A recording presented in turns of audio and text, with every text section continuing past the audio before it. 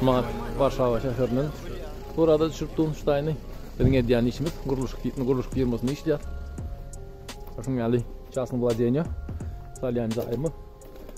Bu obyektlerimizin biri. Bundan ulu obyektlerimiz var. Nefip olarak örtülecek. Emederin koyarın videoda paylaşırın.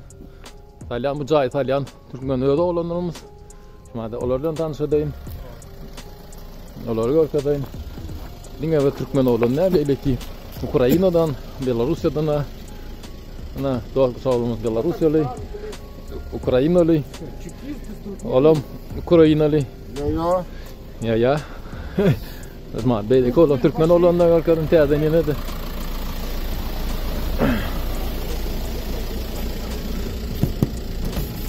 Oğlum dost. Bir video çekeceğim. Birazcık Türkmen'de ediyen işlerimiz. İş ne diye mi? İşler dursun zamanca. Ay, öyle oldu. Ana iş durdu. Oğlum Türkiye'nin maşini.